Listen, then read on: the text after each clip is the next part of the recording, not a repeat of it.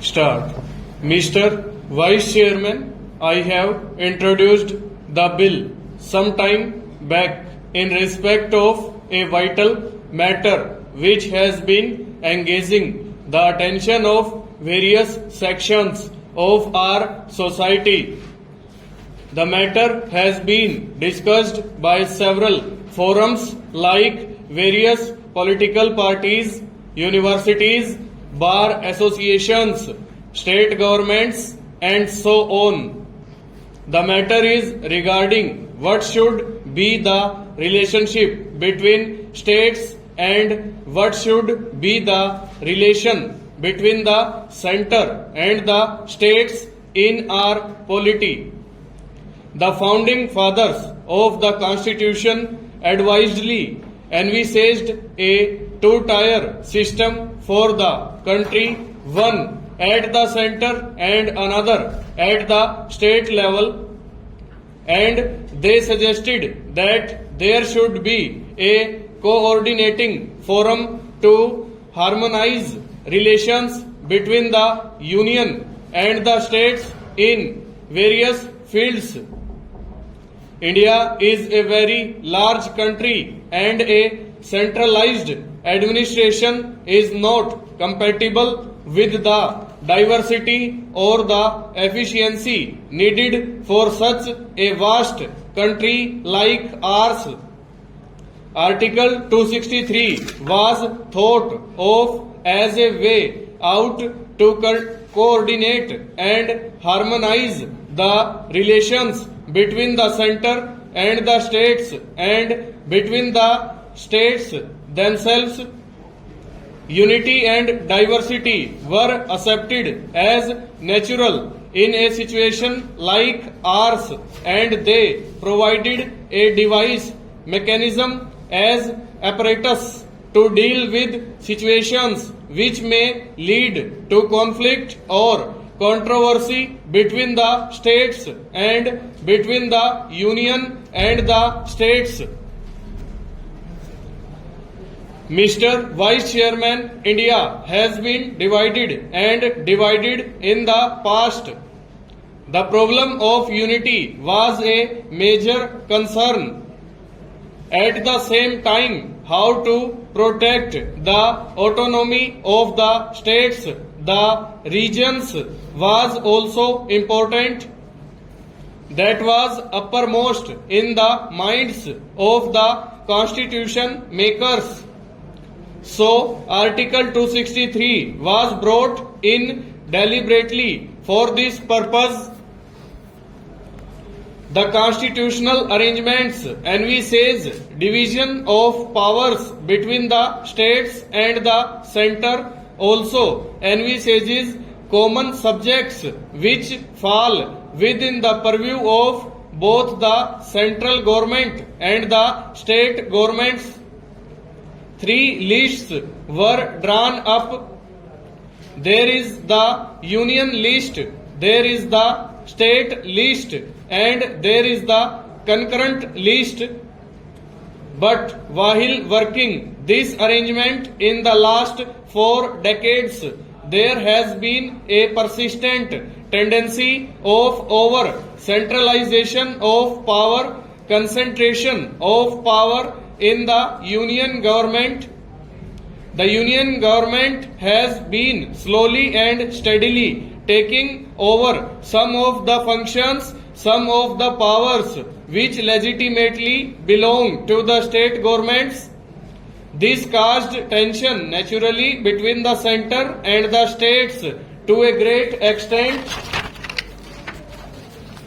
Some of the devices which were introduced to sort out the problems were merely ad hoc in nature. There was no comprehensive method by which the problem of union and state relations was resolved. For instance, in 1952 itself, there was a council dealing with health. Later on, there was a council dealing with local self-government. Further, there was a body to deal with sales tax. These steps were ad hoc in nature. They did not meet the purpose for which this article was introduced in the Constitution.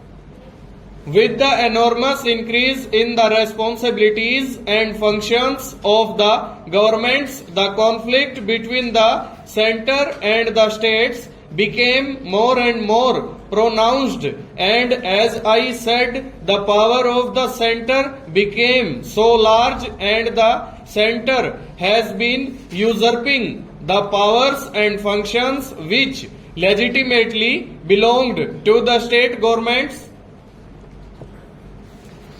Sir, state governments are the means by which central policies and programs are implemented, but over a period of time, the powers and responsibilities given to the state governments stand eroded because of over centralization of powers at the center.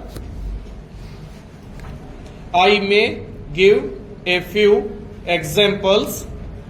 In the beginning, quite a large area of industry came in the jurisdiction of the state governments, but during the last 3 decades, nearly 85% of all the industries came under the center. Only 15% remain with the state governments.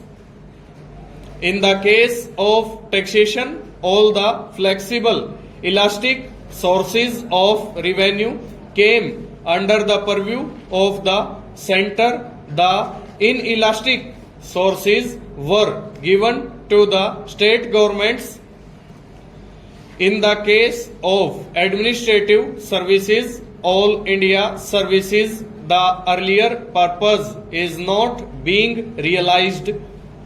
The purpose was that the All India services should have a national perspective, should serve the nation as a whole without endangering the legitimate interests, the powers, the control of the state governments. But in actual practice, this is not happening. The state governments have lost considerable control over the All India services.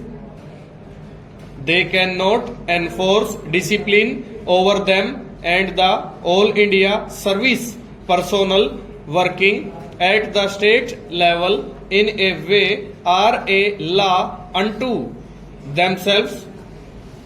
The state ministers and the government at the state level have become powerless to deal with the All India services which are functioning within the state. Take again fiscal matters. The government of India has assumed enormous powers to dole out its assistance to various state governments in its discretion. The discretionary power of the center has increased enormously in giving grants, in giving assistance to the state governments at its will. No norms have been drawn up